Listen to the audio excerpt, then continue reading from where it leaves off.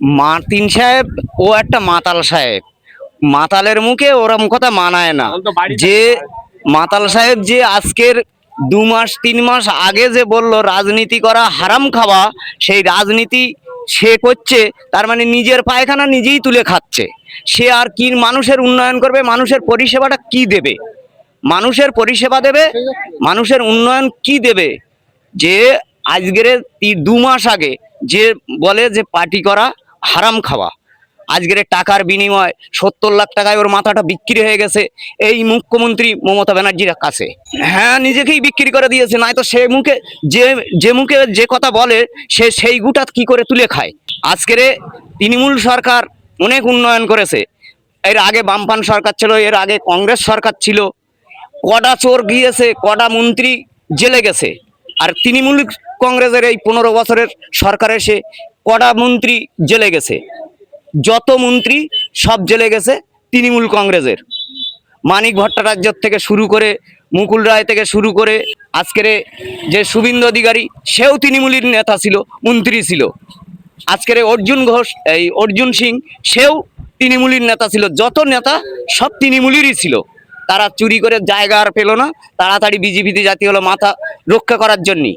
সেই উন্নয়নগুলো এরা তো যে রাস্তাটা করে ইট নিজের বাড়ি চুরি করে নিজের বিল্ডিং তৈরি করেছে। যারা এই গ্রামের নেতৃত্ব ছিল তারাই এই ইটগুলো তুলে চুরি করে বিক্রি করেছে। মস্তানি দেখকে ঘেরি লুট করব, মাথা কাটবো এই বলে ভোট লুট করে ওরা মনে করছে এখানে তো এই কাদের ঘেরি কেটা লুট করবে সেটা পরে দেখা যাবে। আমাদের সঙ্গে একদিন ঝামেলা হয় আমার সঙ্গে, যে তোরকা ভোটের পরে দেখে নেবো। আমি তখন বললুম যে তোরা সমস্ত ক্ষমতায় রয়েছিস, পুলিশ ক্ষমতা, মুখ্যমন্ত্রীর ক্ষমতা, পঞ্চায়েতের ক্ষমতা, জেলার ক্ষমতা, পঞ্চায়েত সমিতির ক্ষমতা, সমস্ত ক্ষমতা তোর হাতে। তোরা এখন দেখতে পাচ্ছি না, ভোটের পরে দেখবি। ভোটের পরে কেটা কার দেখবে সেটা আমরা দেখে নেবো। দেনার ঘরে পাওয়া না। আজকের তোমরা যে হাল করছো তার থেকেও খারাপ হাল এর পরিণতি হবে। সাধারণ মানুষ তার যোগ্য জবাব দেবে। মানুষের ভোট অধিকার প্রয়োগ করতে দেয় না। আমরা এর আগেও দেখেছি বা করেছি যে বাড়ির থেকে ডেকে নিয়ে বলছে তোমার ভোট হয়ে গেছে, তুমি বাড়ি চলে যাও। আমার কাছে কথা হচ্ছে প্রত্যেকটা মানুষ তার নিজের অধিকার প্রয়োগ করুক। আজকের এই যে 6টা 7টা মাস এই এসআইআর করে কত মানুষ জান দিয়েছে এই একটা ভোটের জন্য। তো সেই ভোটটা আমাকে দিতে দেবে না? আমার অধিকার, আমার গণতান্ত্রিক অধিকার। আমি কাকে ভোট দেবো না দেবো সেটা আমার ব্যক্তিগত। কেন আমাকে মমতা সরকার কিনে রাখিনি, বা বিজেপি সরকার কিনে রাখিনি, কংগ্রেস সরকারও আমার কিনে রাখিনি। প্রত্যেকটা সরকারের অধিকার আছে, প্রত্যেকটা লোকের জনগণের অধিকার আছে। আমার ভোটটা আমি নিজে দেবো, যাকে খুশি তাকে দেবো, আমার মনোনীত প্রার্থী বুঝে ভোটটা দেবো। সে আইএসএফ কে দেই, তৃণমূলকে দেই, যাকেই দেই। কিন্তু যে আজকের যে নৈতিক যে অধিকার, সেই অধিকারটুকু তাদেরকে দেওয়া হয়নি। ভোটটা লুট করা হয়েছে। এই ভোট এবারে লুট করতে আমরা দেব না। আমরা চোখে চোখ রেখে লড়াই করব, সামনে প্রতিবাদ করব।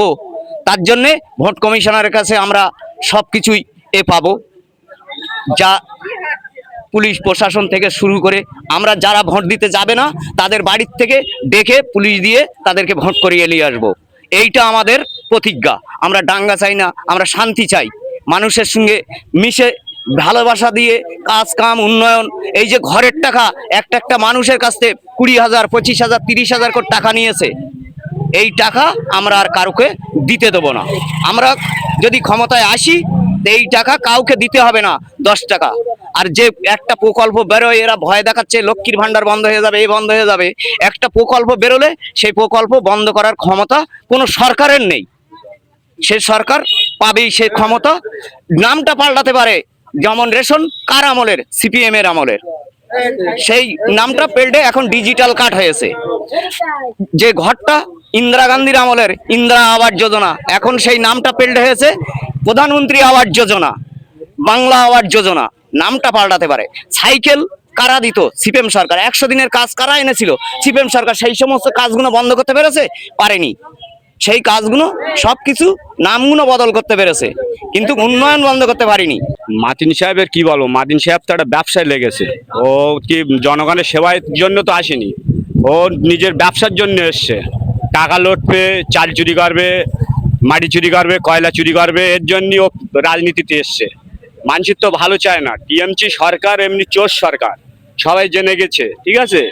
কিভাবে ভোট লুট করব, কিভাবে ছেলেপিলেদের ফাঁসাবো, কিভাবে ঈদের নামাজ পড়তে দেবো না, কিভাবে কি করব। ও তো মাতিন সাহেবের তো এইগুলোই তোর নীতিগীতি। ও একটা মুরব্বী মানুষে, ও মানুষের ছেলেপিলেদের কি করে ফাঁসাতে হয় এটাই জানে, যে মানুষের ভালোবাসতে এটা জানে না।